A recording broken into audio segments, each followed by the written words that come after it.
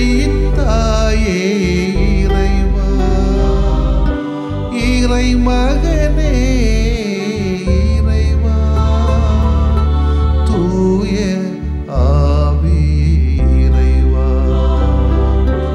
உம்மை புகழ்கின்றோ. அன்புருவான இறைவா, அகிலம் காக்கும் இறைவா, அமைதி அருளும் இறைவா, உம்மை போற்றுகின்றோம். நெஞ்சில் சுமக்கும் இறைவா, நீதியில் நிறைவே இறைவா, சுமை தாங்கியே இறைவா, புகழ்ந்து போற்றி ஆராதிக்கின்றோம். கடவுளே உமது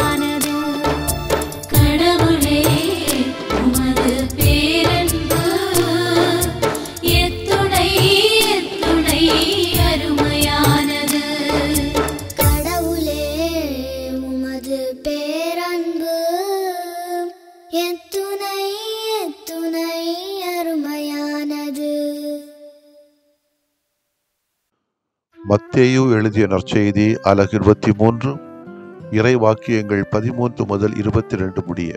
அக்காலத்தில் இயேசு கூறியது, வெளிவேடக்கார மறைநூல் அறிஞரே, பரிசேயரே, ஐயோ உங்களுக்கு கேடு! மக்கள் நுழையாதவாறு அவர்கள் முன்பாக விண்ணக வாயிலை அடைத்து விடுகிறீர்கள். நீங்கள் நுழைவதில்லை, நுழைவோரையும் விடுவதில்லை. வெளிவேடக்கார மறைநூல் அறிஞரே, பரிசேயரே, ஐயோ உங்களுக்கு கேடு! ஒருவரையாவது உங்கள் சமயத்தில் சேர்ப்பதற்கு நாடு என்றும் கடல் என்றும் பாராது சுற்றி அலைகின்றீர்கள். அவ்வாறு சேர்த்த பின் அவரை உங்களை விட 2 மடங்கு நரக தண்டனைக்கு ஆளாக்குகிறீர்கள். குருட்டு வழிகாட்டிகளே, ஐயோ உங்களுக்கு கேடு! யாராவது திருக்கோவிலின் மீது ஆணையிட்டால் ஒன்றுமில்லை. ஆனால் அவர் கோவிலின் பொன் மீது ஆணையிட்டால் அதை நிறைவேற்ற கடமைப்பட்டவர் என்கிறீர்கள். குருட்டு மடையரே, எது சிறந்தது? பொன்னா, பொன்னை தூயதாக்கும் திருக்கோவிலா? யாராவது பலிப்பிடத்தின் மீது ஆணையிட்டால் ஒன்றுமில்லை. ஆனால் அவர் அதில் படைக்கப்பட்ட காணிக்கையின் மீது ஆணையிட்டால் அதை நிறைவேற்ற கடமைப்பட்டவர் என்கிறீர்கள்.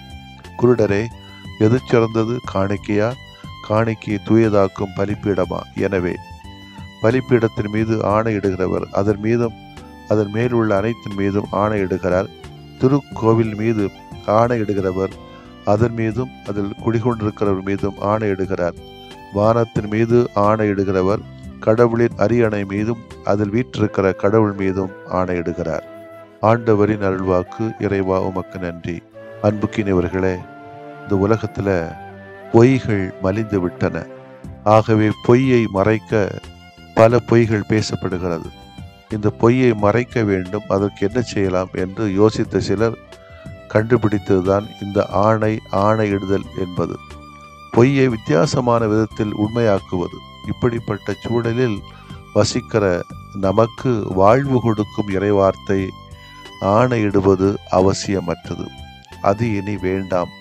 மிகவும் அழுத்தமாகவும் ஆணித்தரமாகவும் சொல்கிறது. ஆகவே கேளீர் ஆணையிடும் போது 2 விதமான ஆபத்துகள் வழக்கமாக நேரிடுகின்றன. ஒன்று, உண்மை சாகிறது அல்லது சாகடிக்கப்படுகிறது. இன்னும் ஒன்று, நம்பகத்தன்மையும் சாகடிக்கப்படுகிறது. உண்மையை எடுத்துரைப்பதே எனது பணி, அதற்காகவே நான் உலகிற்கு வந்தேன் என்று சொன்ன நம் பெருமான் இயேசுவின் இலக்கு உடைகிறது. உண்மை இறக்கிறது, பொய் வாழ்கிறது. ஆகவே பொய்யான தோற்றம் அங்குமிங்கும் உதயமாகிறது. இது இறை அரசிற்கு உகந்ததல்ல.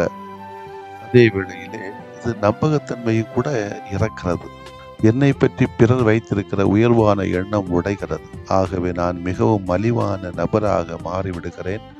என்னுடைய மதிப்பு அப்படியே குறைகிறது. கடவுள் நம் வாழ்க்கைக்கு மதிப்பெண் வழங்கும் போது அவர் வெற்றிக்கான மதிப்பெண்களை நமக்கு வழங்க முடிவதில்லை. ஆகவே வாழ்வில் தோல்வி கிடைக்கிறது. வாழ்க்கையில நந்திகளும் நாரதர்களும் நிறைய இருக்கிறார்கள். இந்த மாதிரி ஆட்கள் நிறைய உண்டு. தலைவர்கள் என்று சொல்லிக் கொள்வார்கள். ஆனால் தகுதியற்றவர்கள். தானும் செய்ய மாட்டார்கள், அடுத்தவனை செய்யவிட மாட்டார்கள். வயதாகிவிட்டாலும் ஒதுங்க மாட்டார்கள். அடுத்தவனை உட்கார விட மாட்டார்கள். அறிவோ ஆற்றலோ திறமையோ அறவே இருக்காது. ஆனால் உள்ளவனை ஒண்ட விட மாட்டார்கள். தனக்கு வேண்டும் என்றால் விழுந்து விழுந்து ஊழியம் செய்வார்கள். காரியம் முடிந்ததும் கனக்கச்சிதமாக கிள்ளுக்கிரையாக அள்ளி எரிந்து விடுவார்கள். எதிலும் சுயநலம். எல்லாமே எனக்கே. அது ஆலயமா, காணிக்கையா, எனக்கு என்ன பயன்? பதவியா, அந்தஸ்தா, எனக்கே வேண்டும். தன்னலம் என்னும் புறையோடிய கண்களோடு யாருக்கு இவர்கள் வழிகாட்டக்கூடும்? பொன்னா, பொருளா, கோயிலா என்றால் தனக்கு உதவுவது பொன்தானே. காணிக்கையா, பீடமா என்றால் காணிக்கைதானே. சுயநலவாதிகள் தேர்வு செய்வர். பதவியா, பணியா? இந்த வாசக பகுதியை இன்னொரு முறை வாசியுங்கள், தெளிவாகும்.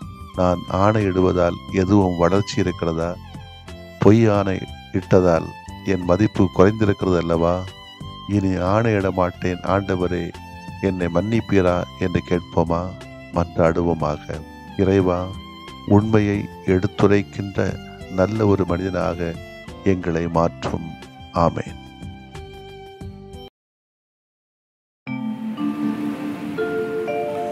விரும்புகிறேன் நீயும் குணமாகு, அஞ்சாதே நான் என்றும் உன்னோடு. விரும்புகிறேன் நீயும் குணமாகு, அஞ்சாதே நான்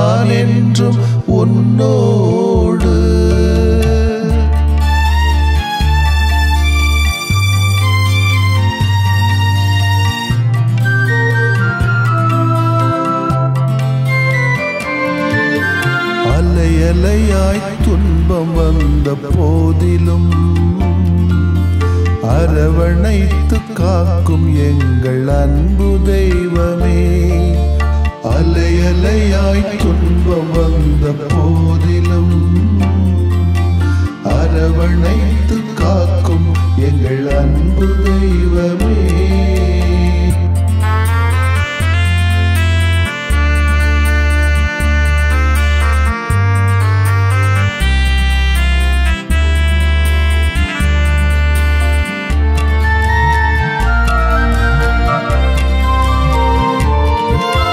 கடும் காய்ச்சலால் அவதியுற்றோம் தெய்வமே. உடல் வலியால் நொந்து போனோம் தெய்வமே. கேட்கும் குரல் கேட்ட மக்கு நலம் தாருமே. கேட்கும் குரல் கேட்ட மக்கு நலம் தாருமே. அலையலையாய் துன்பம் வந்த போதிலும் அரவணைத்து காக்கும் எங்கள் அன்பு தெய்வமே.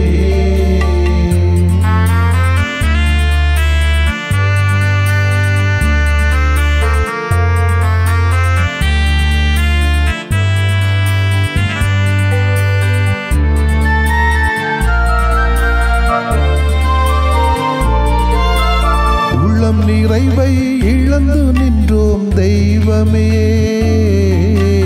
குழந்தையின்றி நிலை குலைந்தோம் தெய்வமே. கேட்கும் குரல் கேட்ட மக்கு நலம் தாருமே.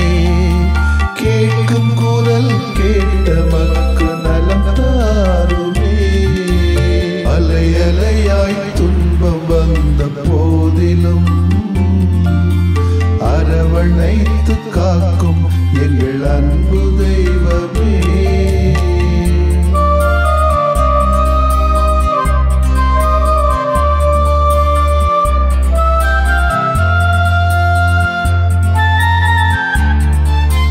குடிபோதையில் பேதையானும் தெய்வமே.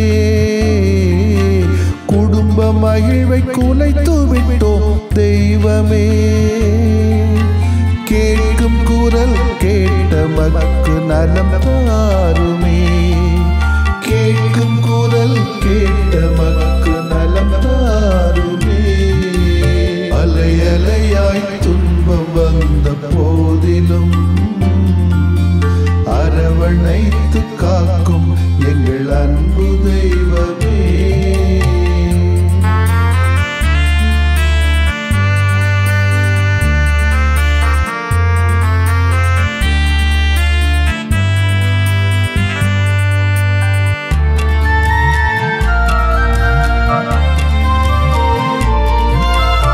புற்று நோயால் பலம் இழந்தோம் தெய்வமே. தொற்று நோயால் நிம்மதி இழந்தோம் தெய்வமே. கேட்கும் குரல் கேட்ட மக்கு நலம் தாருமே. கேட்கும் குரல் கேட்ட மக்கு நலம் தாருமே. அலையலையாய் துன்பம் வந்த போதிலும் அரவணைத்து காக்கும் எங்கள் அன்பு தெய்வமே. அலையலையாய் துன்பம் வந்த போதிலும் அரவணைத்து காக்கும் எங்கள் அன்பு தெய்வமே.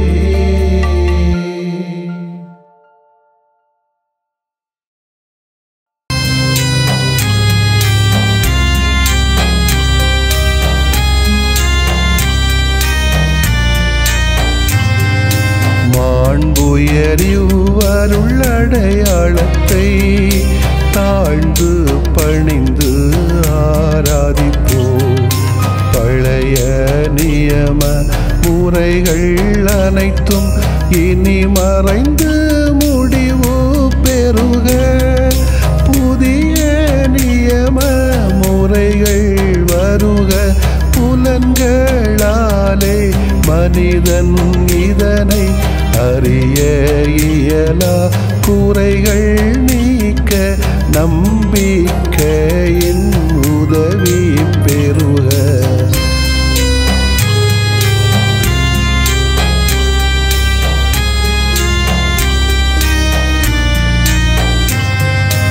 தந்தை அவர்க்கும் மகன் அவர்க்கும் புகழ்ச்சியோடு வெற்றியாக்கும்.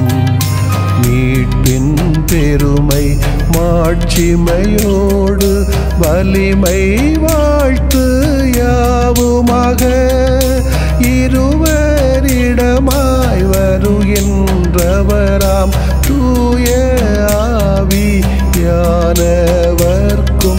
அளவில்லாத சமப்புகழ்ச்சி என்றுமே உண்டாகுக. ஆமென். வானென்று அவர்களுக்கு அப்பமளித்தீரே,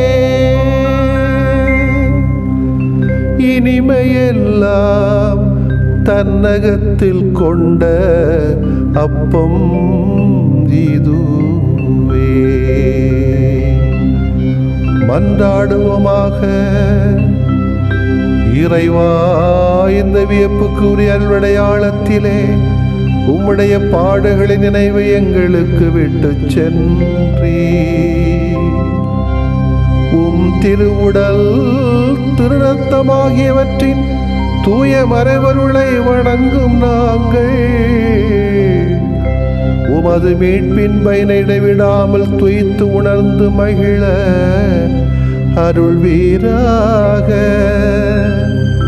தந்தையாகிய இறைவனோடும் தூய ஆவியாரின் ஒன்றிப்பில் இறைவனா என்றென்றும் வாழ்ந்து ஆட்சி செய்கின்ற உம்மை மன்றாடுகிறோம்.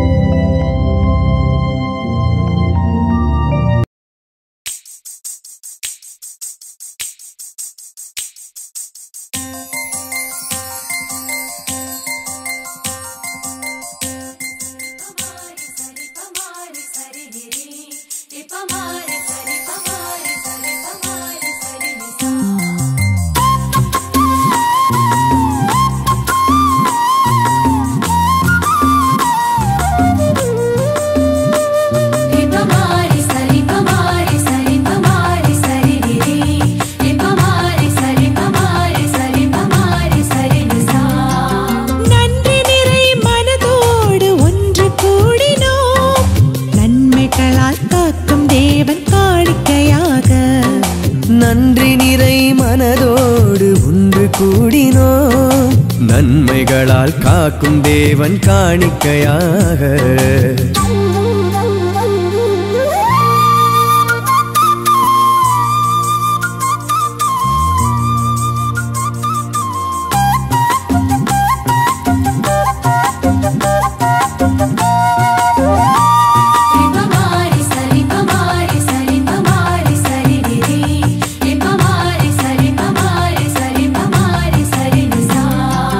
மண்ணிலே மனிதராகும் வாய்ப்பினையும் மாண்புடன் மதித்து வாழும் நல்லுணர்வும்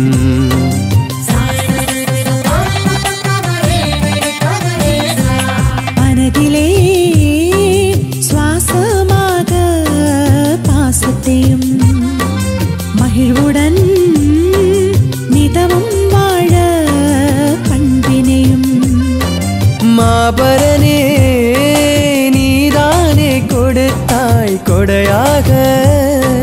மாநிலமும்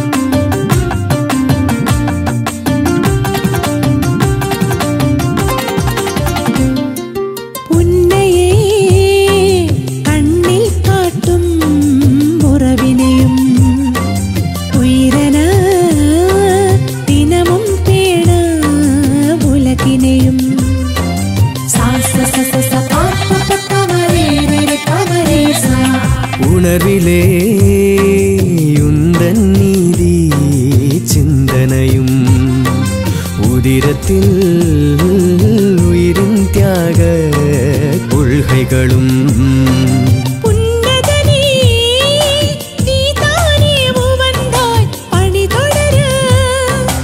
உலகெங்கும் சென்றன்பால் உன்னுடனே வென்றிடவே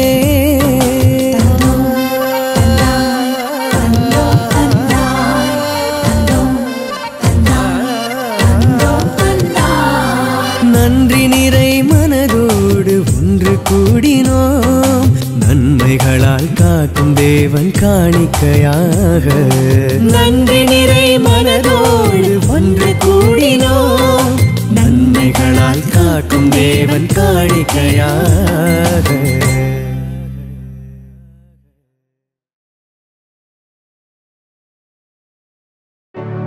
நிலையான புகழுக்குரிய தூய இறை நன்மைக்கு எல்லா காலமும் தொழுகையும் புகழும் போற்றியும் ஆட்சிமையும் உண்டாக கடவது போற்றியும் ஆட்சிமையும் உண்டாக கடவது. தந்தை மகன் தூய ஆவியாரின் பெயராலே ஆமென்.